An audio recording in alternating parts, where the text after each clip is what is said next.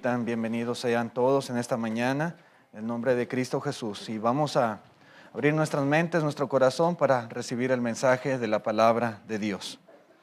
Dice el apóstol Pablo en la carta que escribe a Tito en el capítulo 1, versículo 5, Tito 1:5, dice: por esta causa te dejé en Creta, para que corrigieses lo deficiente y establecieses ancianos en cada ciudad, así como yo te mandé. Hay una instrucción directa, una encomienda que el apóstol Pablo hace a Tito, y aquí se describe exactamente cuál fue este encargo que se le hace. Y podemos ver dos cosas muy importantes al leer estas palabras del apóstol Pablo. La primera de ellas es que Dios desea que cada iglesia esté organizada bíblicamente con ancianos. Dios quiere. Dios espera que las iglesias alcancen ese nivel de madurez y lleguen a tener esta organización donde haya ancianos que gobiernen en la congregación. Y otra cosa que podemos ver al escribir Pablo a Tito es que los predicadores deben de tener parte muy importante en ayudar a la iglesia para este fin. Tanto Tito como Timoteo, siendo evangelistas en diferentes lugares, el apóstol Pablo les da instrucción directa a ellos para que ayuden a las iglesias a establecer ancianos. Yo quiero que estudiemos en esta mañana, hermanos, la primera de varias lecciones titulada Luchando por preservar una iglesia organizada. Luchando por preservar una iglesia organizada. Cuando una iglesia local logra alcanzar el grado de madurez suficiente como para tener ancianos, es muy importante seguir trabajando.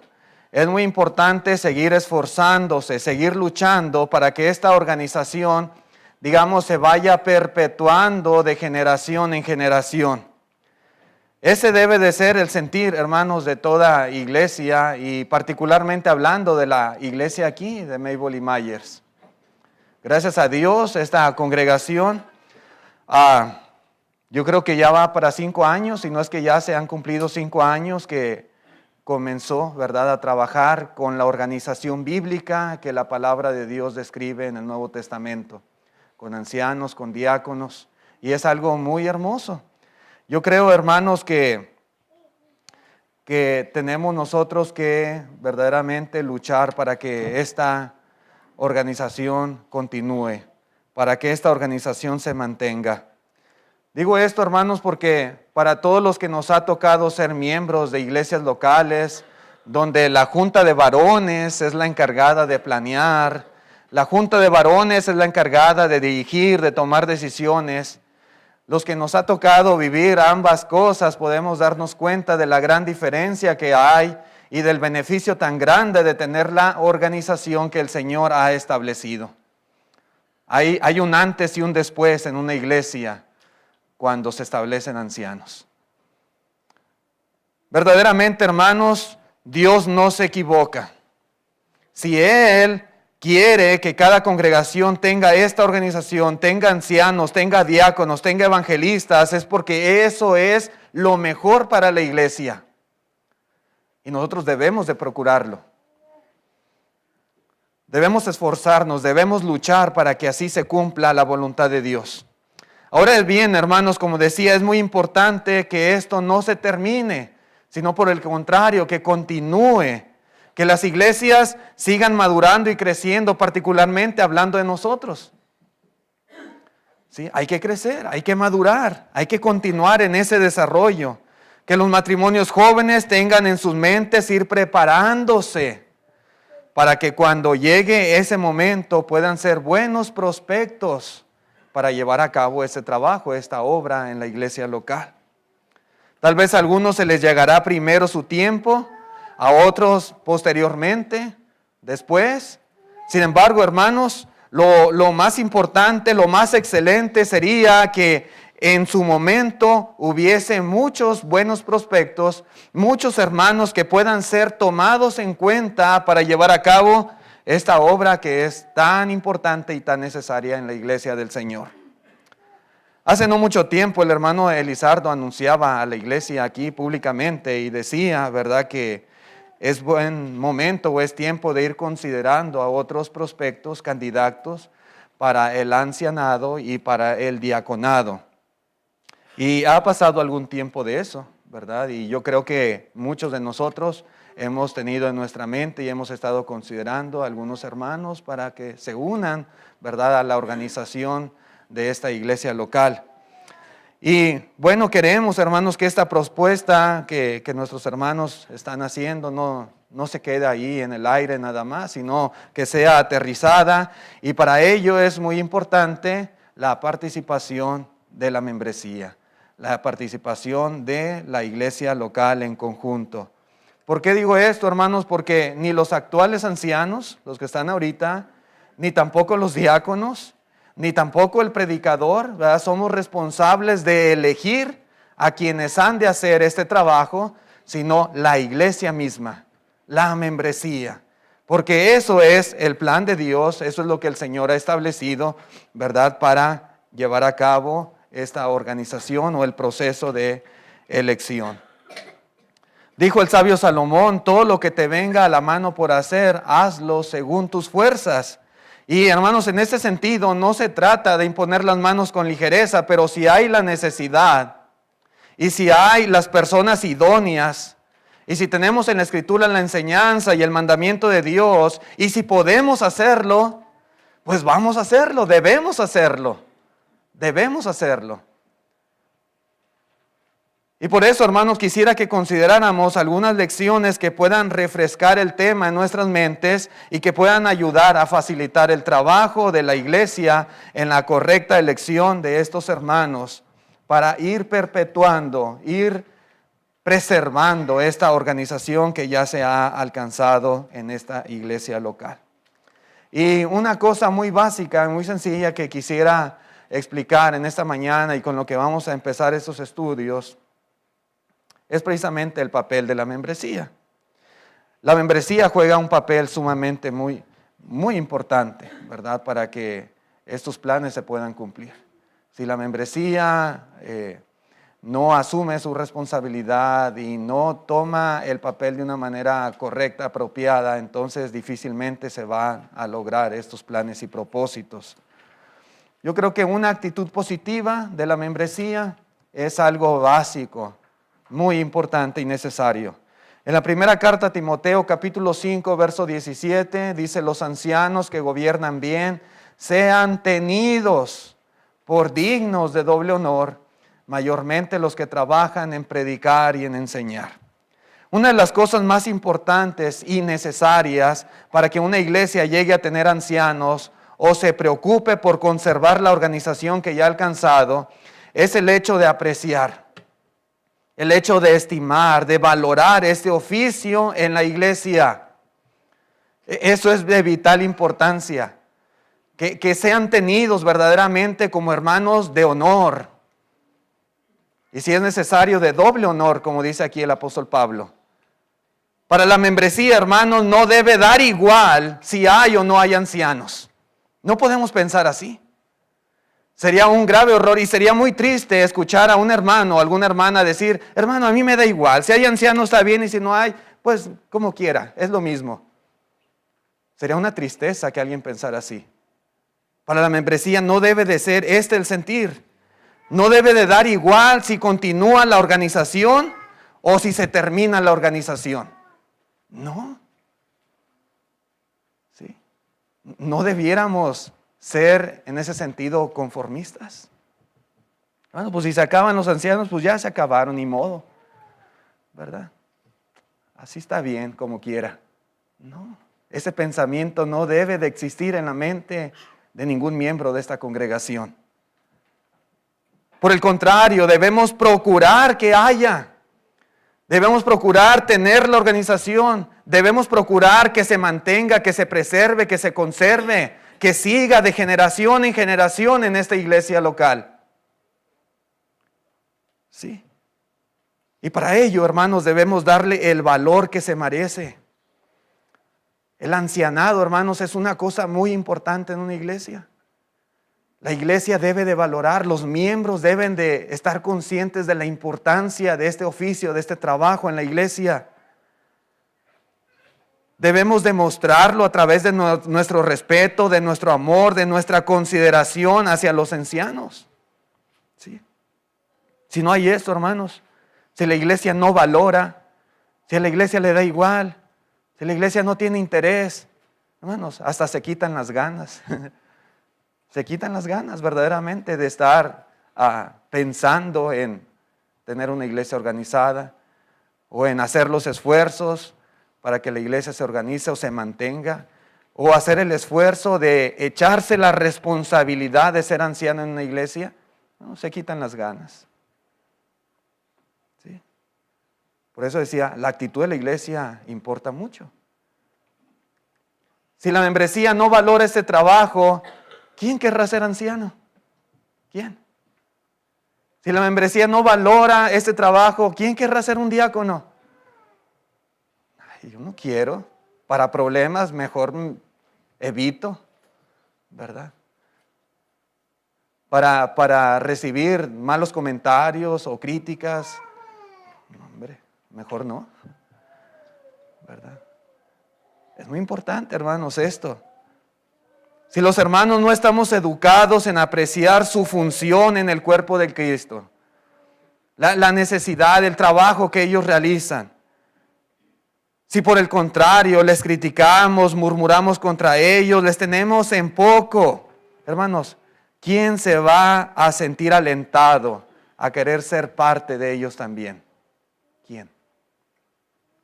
¿Quién? Pues muy pocos, tal vez, muy pocos. Puede ser que en la congregación haya buenos prospectos, puede ser que en la iglesia, hermanos, haya buenos candidatos, pero la actitud es muy importante para que las cosas puedan funcionar bien y para que los planes se puedan cumplir. Esto es vital. En la carta a los Hebreos, capítulo 13, verso 17, dice así el escritor: obedeced a vuestros pastores y sujetaos a ellos, porque ellos velan por vuestras almas como quienes han de dar cuenta, para que lo hagan con alegría. Es que la actitud de la iglesia hacia los ancianos, hacia el ancianado en particular, es muy importante. ¿Quién va a tener ese gusto, ese deseo, ese gozo, esa alegría de querer hacerlo? O si ya lo está haciendo, hermanos, de esforzarse al máximo cuando no hay la contraparte, ¿verdad?, de correspondencia en cuestión de la membresía hacia ellos. Hermanos, la actitud de la iglesia hacia el ancianado puede cooperar o puede estropear. La actitud de la iglesia hacia el ancianado puede favorecer o puede estorbar también. Puede beneficiar o puede obstaculizar. Ambas cosas pueden suceder. ¿Sí? Ambas cosas. Tristemente, hermanos, muchas veces predomina una actitud negativa hacia el ancianado. Muchas veces. Por eso, hermanos, también muchas congregaciones nunca llegan a organizarse bíblicamente, porque la actitud de la membresía no es la adecuada, no es la correcta. En vez de contribuir, en vez de ayudar, obstaculizan, ponen trabas y estorban y se oponen y sacan una y mil cosas. Sucede, hermanos, sucede. Pero si nuestra actitud es la correcta, entonces esto redundará en el progreso de la obra del Señor y facilitará el proceso para que la iglesia siga preservando esta organización que Dios tanto desea. Es muy importante, hermanos, nuestra actitud. Recuerden esto, la actitud que nosotros asumimos a la hora de llevar a cabo esta obra en la iglesia local. Pero otra cosa también, yo creo que es parte del papel de la membresía, es el involucramiento en este propósito, en este fin. Si recordamos nosotros, por ejemplo, la historia del pueblo de Israel, la historia en el Antiguo Testamento, nos podemos dar cuenta cómo la congregación de Israel nunca participó en la elección de sus líderes ni sus reyes. Ni a Moisés, por ejemplo, ni a Josué, ni a los jueces, ni el rey Saúl, que fue el primer rey, o David, que fue el que le sucedió, ni Salomón, ni los demás reyes. Ninguno fue escogido por el pueblo. Ninguno. El pueblo nunca tuvo parte en decidir quiénes iban a ser los líderes o los reyes. ¿No? Después nada más se iba sucediendo el trono de generación en generación, de padres a hijos. Pero el pueblo no los eligió. Sin embargo, ahora, hermanos, los miembros de la iglesia, a diferencia de aquel tiempo, tenemos el privilegio de Dios de poder escoger y de poder elegir a los líderes que van a dirigir la congregación. Nosotros tenemos ese honor de parte de Dios, ese privilegio como iglesia, como miembros. ¿Quiénes van a dirigir la iglesia? Nosotros vamos a decidir, lógicamente apegados a lo que la palabra de Dios dice. ¿Quién va a cuidar el rebaño? Nosotros vamos a decidir. Nosotros vamos a escoger a aquellos que velarán por nuestras almas como quienes han de dar cuenta. Nosotros lo vamos a hacer. A escoger hermanos sabios, hermanos de buen testimonio, hermanos que sepan defender la doctrina de Cristo, hermanos que se preocupen por lo mejor para la iglesia. Sí, nosotros tenemos que tener esa visión y debemos de involucrarnos para este propósito. Nosotros los miembros. En el libro de los Hechos, capítulo 6, verso 3, buscad pues, hermanos de entre vosotros, a 7 varones de buen testimonio y llenos del Espíritu Santo y de sabiduría, a quienes encarguemos este trabajo.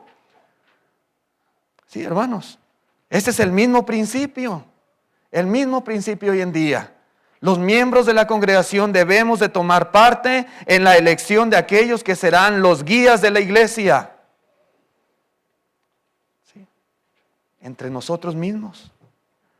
Debe ser un trabajo en conjunto donde todos los miembros se involucren y participen. La membresía.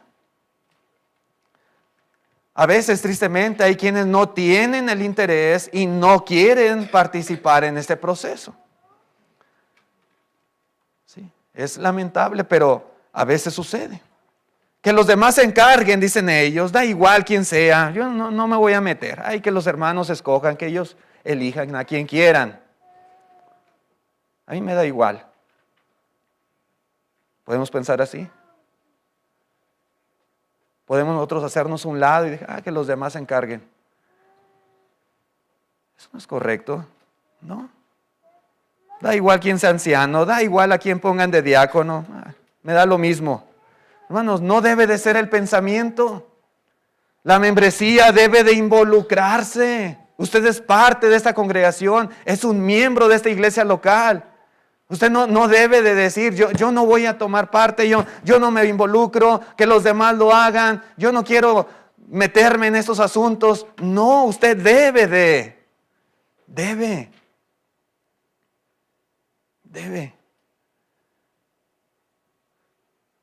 De muchas maneras. Debemos involucrarnos, estar al tanto de todo esto. Debemos orar, la oración es muy importante. Ore por la iglesia, ore por los planes, ore por los prospectos, ore por ellos. Debemos repasar la enseñanza bíblica sobre los requisitos. Y si usted no entiende algún punto en particular, pregunte, escudriñe.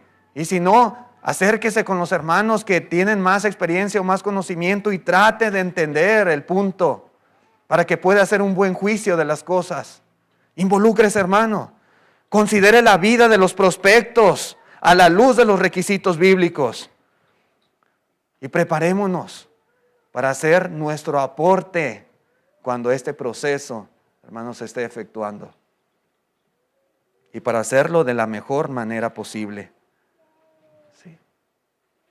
No entorpecer, sino al contrario, cooperar de una manera positiva pero involucrándose. La iglesia, hermanos, los miembros jugamos un papel muy importante en este asunto. Otra cosa más es no obstinarse con perfección absoluta.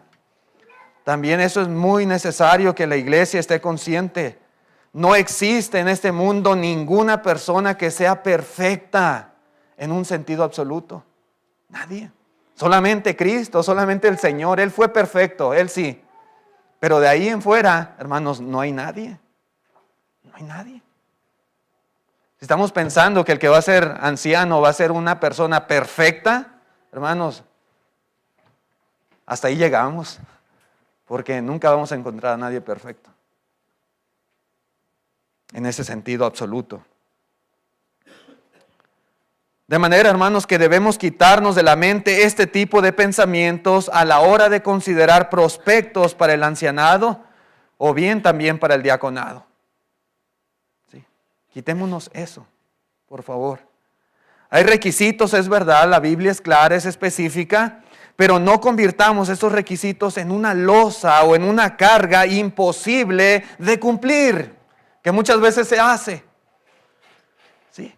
No nosotros, hermanos, hagamos lo que la Biblia no está diciendo. ¿Sí? No hagamos esto una carga. No queramos ser más estrictos de lo que la Escritura lo es. Cuando pienso en esto, hermanos, se me viene a la mente, por ejemplo, el caso de la ley de Moisés. La ley era buena y tenía su beneficio para todos. Pero ¿qué hacían muchos de los fariseos? Bueno, hacer de la ley una carga bien pesada y bien difícil de cumplir. Y agregaban más mandamientos. Y tenían las tradiciones de los ancianos muchísimos más mandamientos que los que la ley marcaba, ¿verdad? Según para asegurarse de que realmente, ¿verdad?, se cumpliera la ley. ¿Sí? Y eran bien estrictos, bien meticulosos. ¿Verdad? Pero ¿qué fue el fin, hermanos? Simplemente que hicieron una cosa excesiva y una cosa que nadie iba a poder cumplir con la ley. Hermanos, los requisitos aquí están para el ancianado, para el diaconado. ¿Está bien? Y hay que nosotros ser cuidadosos y celosos de que se cumplan. Pero no nos olvidemos, hermanos, que la Biblia nunca está haciendo referencia a personas perfectas en un sentido absoluto, porque eso no existe, eso no lo vamos a encontrar nunca jamás. La inapropiada interpretación de los requisitos y el espíritu de perfeccionismo propician muchas veces un retroceso en la carrera por la organización bíblica de la iglesia. En vez de ir avanzando, vamos retrocediendo. Porque por ese espíritu perfeccionista y porque muchas veces, hermanos, ese mismo sentimiento a veces nubla nuestro razonamiento o nuestra manera de interpretar correctamente lo que la Biblia habla en cuanto a cómo deben de ser los que ejerzan este trabajo. Sucede. Muchas veces hay hermanos que pierden el interés al considerar la actitud de la iglesia. ¿Ve? Muchos lo ven como un imposible, que se puede encontrar alguno que pueda ejercer ese trabajo. ¿Sí? No creo, jamás. ¿Cómo va a haber alguien que cumpla estos requisitos? Así se lo ven muchas personas, hermanos. Y esto desanima a veces, hace que se pierda el interés. Y muchos a veces son descalificados injustamente, ¿verdad? Injustamente, cuando hay ese espíritu y cuando no se interpreta bien lo que la Biblia habla en cuanto a los requisitos. Por eso, cuidado con no caer en una obsesión, ¿sí? En no obstinarnos de más en cosas que la Biblia no está diciendo. En este sentido, hermanos, también, ¿verdad?, debemos centrarnos en la vida presente de los hermanos. Es otro detalle muy importante. La mayoría de nosotros nos conocemos, ¿sí? Sabemos quiénes somos. Por lo general sabemos la mayoría de las cosas de la vida de los demás hermanos. Incluso algunos nos conocemos de así muchos años, muchos años. A lo mejor ustedes a mí no me conocen tanto porque yo tengo 5 años aquí en esta iglesia, o 4 años, poquito más. Y conocen a lo mejor mi vida de hace poco tiempo. Allá en México me conocen de más años. Pero aquí ustedes, ¿verdad? Tal vez algunos se conocen desde la infancia, a lo mejor. Tal vez. O muchos de los hermanos han visto a muchos de que hoy son hermanos ya maduros con sus familias, sus hijos, los vieron desde pequeñitos crecer. Y ahora ya convertidos en adultos, padres de familia, madres de familia, etc. ¿Sí? Y nos conocemos gran parte de nuestras vidas. Pero a veces, hermanos, equivocadamente, digo equivocadamente porque esa es la realidad.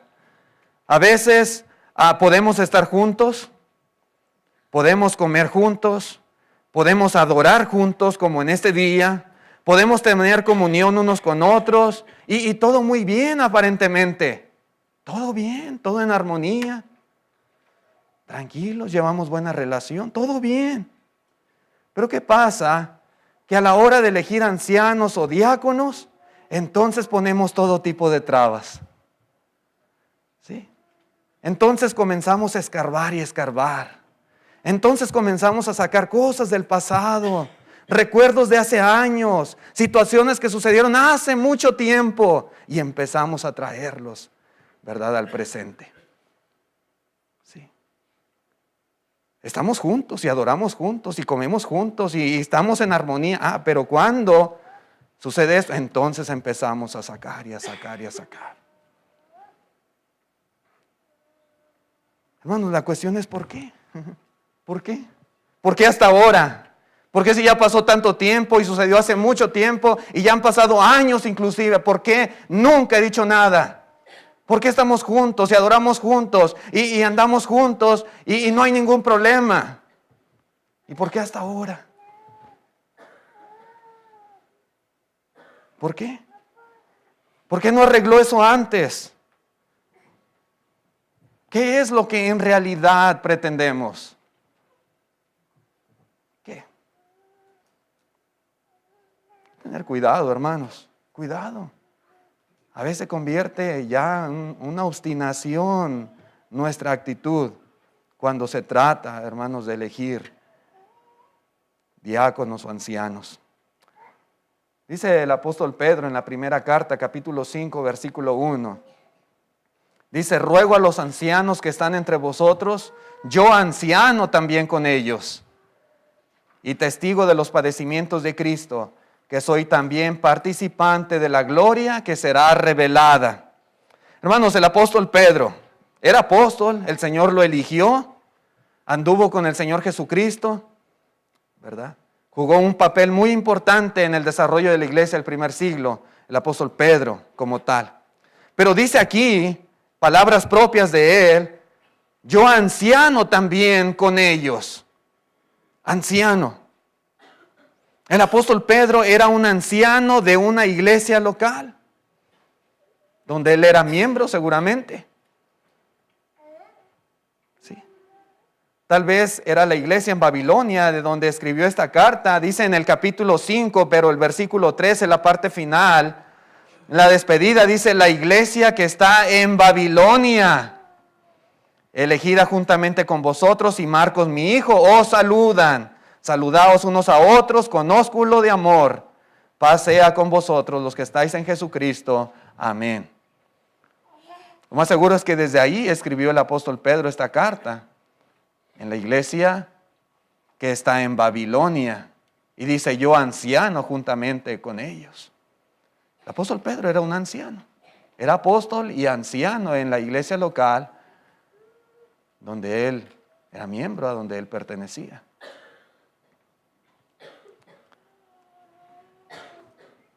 Si era anciano, hermanos, él debió de haber sido elegido por la iglesia de la misma manera que cualquier otro anciano.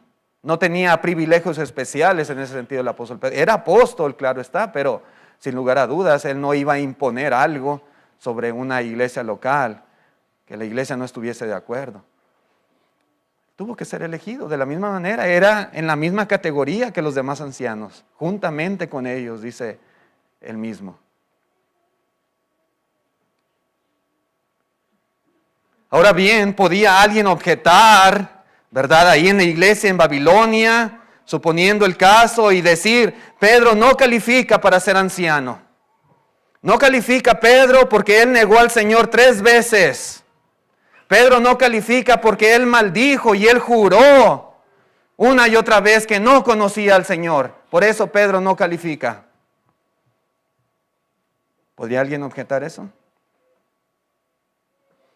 Podría decir alguien, Pedro no califica porque él es mentiroso, porque él dijo que él estaría dispuesto a ir a la muerte con el Señor si era necesario. Y no fue cierto. Él se acobardó. Mintió. ¿Podría alguien objetar eso y decir, Pedro no califica para ser anciano? ¿Podría alguien decir, Pedro no califica porque él en algunas ocasiones se comportó impulsivamente y actuó sin pensar las cosas? Y tenía un carácter así Pedro. ¿Podría alguien decir, no califica por eso? ¿Podía alguien decir, Pedro no califica porque el apóstol Pedro, él en algunas ocasiones, estando con los judaizantes, se apartaba de los hermanos gentiles y no comía con ellos y tuvo que venir el apóstol Pablo a reprenderle duramente? Por eso no califica el apóstol Pedro. ¿Podían objetar eso? ¿Sí o no? Bueno, dice aquí la Biblia que Pedro era anciano. Pedro era anciano. La cuestión es, ¿por qué Pedro fue elegido anciano si algunas cosas no muy buenas había cometido en el pasado? ¿Por qué? Hermanos, la realidad es que si un hermano en el pasado cometió algunos errores o pecado inclusive y se arrepintió de todo corazón, y ha dado muestras de que ha cambiado y su vida actual se asemeja a lo que describe el apóstol Pablo en los requisitos para ser ancianos o diáconos, entonces entendamos que Dios ya le perdonó. Dios ya le perdonó. Y si Dios ya le ha perdonado, entonces ese hermano está limpio delante de Dios. No tiene culpa. En el pasado cometió errores, pero él ha cambiado, él se ha arrepentido, él ha corregido su vida, ha enmendado y ahora su vida se asemeja, ¿sí? Cuando uno lee los requisitos que da el apóstol Pablo a Tito, a Timoteo en cuanto al ancianado, el diaconado, su vida se asemeja a eso que está describiendo aquí. Vamos, ese hermano no tiene que seguir cargando esa culpa, ¿verdad? Arrastrando ese peso de culpa de algo que ya Dios ha dejado en el olvido. Ya no. No podemos nosotros ser más exigentes y sacar a relucir cosas que Dios ya olvidó. ¿Sí? No podemos hacer eso. No debemos. No es la forma correcta. Tal vez alguien argumente, hermano, pero ahí dice en 1 Timoteo capítulo 3, verso 2, dice, pero es necesario que el obispo sea irreprensible. Ahí dice, irreprensible. Otra vez, hermanos, a veces, hermanos, esa actitud de perfeccionismo y la mala interpretación de los requisitos son un estorbo muchas veces, obstaculizan el proceso del ancianado y el diaconado. Es verdad, ahí dice irreprensible. Pero irreprensible no quiere decir que nunca ha pecado. Eso no quiere decir, esa no es la definición de irreprensible. O dígame, si hay alguien que nunca ha pecado, la Biblia dice que todos hemos pecado. Si ese es el pensamiento, la idea de que alguien, para que sea irreprensible, nunca debió haber hecho nada malo, pues entonces nadie va a poder cumplir con ese requisito. Eso no es irreprensible. No quiere decir que ese hermano tiene que ser perfecto absolutamente. Irreprensible más bien quiere decir que en este tiempo presente, ahora, el hermano o prospecto no tiene alguna razón o motivo para que se le reprenda o para que se le reproche algo siendo verdad. Hermano, usted está actuando de esta manera. Usted no califica porque ahorita, mire, su vida esto y esto y esto. Ok, eso es diferente, ¿verdad? Pero algo que pasó hace tiempo, algo que, hermanos, ya hubo un arrepentimiento genuino, ya hubo un perdón, ya hubo frutos de arrepentimiento, ya hay, hermanos, evidencias de un cambio en el corazón. Eso ya, olvidémoslo. Eso no entra aquí en el proceso de elección. ¿Okay?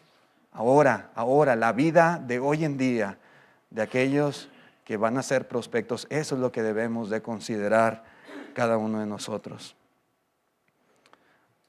Por el contrario, hermanos, si el hermano ahora goza de una buena reputación, si goza de un buen testimonio de todos los que lo conocen, independientemente de lo que haya pasado tiempo atrás, nosotros debemos considerarlo, ¿verdad? Si cumple con los requisitos que la palabra de Dios dice. Nada más el punto, hermanos, la membresía no debe de obstinarse en ese sentido, equivocadamente, con una perfección que la Biblia nunca menciona, no habla. ¿Okay? Y otro detalle yo creo que es importante y necesario es el animar a los hermanos, el ser positivos hacia ellos en nuestro trato y en nuestra actitud a la hora de postularse o que la iglesia los proponga. Dijo una vez un hermano, cuando supo que otro hermano tenía la intención de ser predicador en una iglesia local, la iglesia estaba interesada en que el hermano se dedicara, ¿verdad? Era un buen obrero, un buen trabajador, buen predicador. Él también estaba interesado y se estaba dando ese proceso. Y dijo un hermano cuando supo, dijo, yo voy a ser su piedrita en el zapato. Así lo dijo literalmente. ¿Qué quiso decir con eso? ¿Qué quiere decir eso, hermanos? Yo voy a ser su piedrita en el zapato. Notemos la actitud que muchas veces se asume cuando algún hermano, algún buen prospecto, ¿verdad?, está siendo considerado para ocupar una posición en la iglesia, en la organización de la iglesia. A veces pasa. Hermanos, esa no es la actitud que asumiría un verdadero hijo de Dios. ¿Quiere ser anciano? ¿Quiere ser predicador? ¿Quiere ser...? Yo me encargo. Yo voy a ser la piedrita en el zapato. ¿Qué es eso? A veces, hermanos, tristemente pasa ese tipo de cosas. Sucede. Más bien, lo que debemos hacer es animar a los hermanos. Más bien, debemos alentarlos, debemos motivarlos. Hermanos, dijo el Señor Jesucristo, la mies es mucha y los obreros pocos. Hacen falta obreros en la mies del Señor. Hacen falta. Y cuando hay alguien que quiera, ahí estamos estorbando. No, eso no es la actitud. Si algún hermano cumple los requisitos y ese hermano quiere asumir esta responsabilidad, hermanos, no seamos negativos, no seamos pesimistas, no tratemos de oponernos o de evitar algo que es bueno. Es bueno para la iglesia local, es bueno para la obra del Señor, es bueno para nuestras almas. ¿Sí? No tratemos de ser así. Por el contrario, animemos, motivemos, alentemos para esta buena obra. Manifestemos nuestro voto de confianza al hermano. Si hay alguna sugerencia, pues platiquémosla con él. ¿Sí? Antes de esparcirlo por todos lados, mejor vayamos directamente con él. Hermano, mire, está excelente y yo apoyo.